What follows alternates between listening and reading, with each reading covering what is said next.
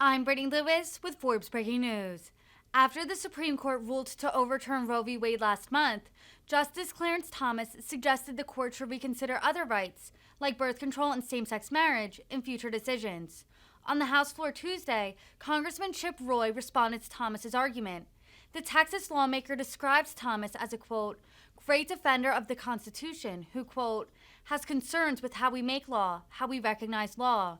Roy also accused Democrats of wanting to make same-sex marriage, quote, political to avoid addressing issues like inflation and border security. Listen in for Representative Roy's explanation. Thank the Speaker. I thank the gentleman from Ohio. My colleagues on the other side of the aisle paint with a broad brushstroke the language offered by Justice Clarence Thomas, a justice that I consider to be a friend and a great defender of the Constitution, and a great member of the United States Supreme Court, despite being pilloried by the left and laid out as something other than the great patriot that he is. In his concurrence, Justice Thomas wrote, after overruling these demonstrably erroneous decisions, the question would remain whether other constitutional provisions guarantee the myriad rights that our substantive due process cases have generated. For example, we could consider whether any of the rights announced in this court's substantive due process cases are, quote, privileges or immunities of citizens of the United States, end quote, protected by the 14th Amendment. Now, we could have a robust debate in the Judiciary Committee about this whole issue. We didn't do that. This bill was dropped on the body yesterday afternoon, an hour and a half before rules. I went and testified before rules, but we had no benefit of the debate in Judiciary Committee to have a deep discussion about this issue, about the constitutional implications, nor did we have the ability to debate the reality that the words that this codifies Obergefell or codifies Loving are simply false. It does no such thing. It does, as I do think in this case, the chairman pointed out, is that it's a full faith and credit recognition issue, but a lot of the rhetoric coming from the left is that this somehow codifies those two opinions. It does not. It does not do that, because those opinions recognize rights under various legal theories, one of which is substantive due process, which Justice Thomas is pointing out he has concerns with. Because Justice Thomas has concerns with how we make law, how we recognize law. He has concerns about that. The how. It matters. It matters. And that's what Justice Thomas laid out. He never said anything about his conclusion on those specific questions, but rather the how.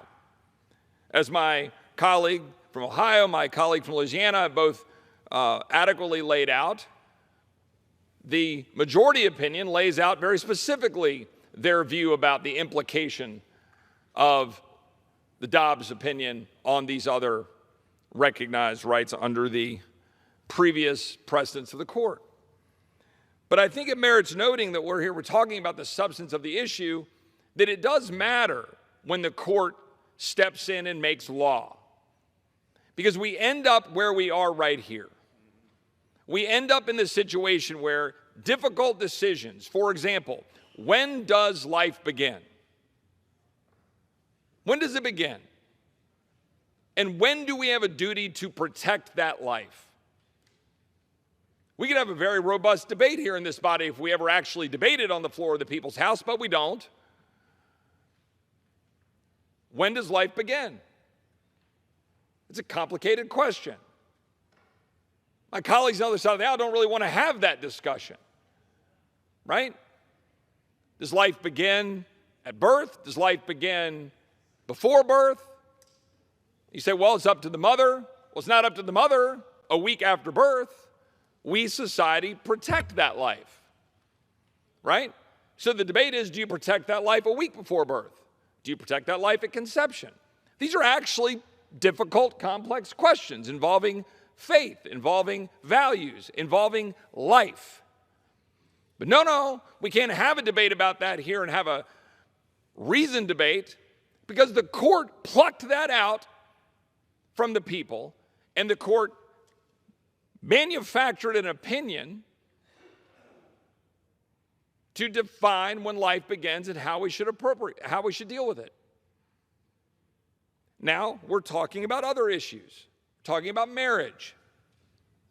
We've had opinions that deal with marriage. Now my colleagues on the other side of the aisle want to put forward a bill that is clearly political in nature because they don't want to talk about inflation. They don't want to talk about wide open borders. They don't want to talk about rampant crime. They don't want to talk about the state of this country in decline, heading into a recession, where people are hurting across the country. They don't want to talk about that. So they bring forward a political bill. And then they want to take different issues and policy choices. Marriage based on race, marriage based on sex, that this body didn't define, that state legislatures did define in varying disagreeable terms across the nation. And then the court in 2015. I yield the gentleman an additional 2 minutes. I think Gentleman's recognized. The court steps in 2015, and now we're 7 years in to recognition of same-sex marriage. Now, we can have a debate about the policy of that decision, but the court steps in and says, there you go. And my colleagues on the other side of the aisle want to purposely, for political reasons, conflate lots of different issues.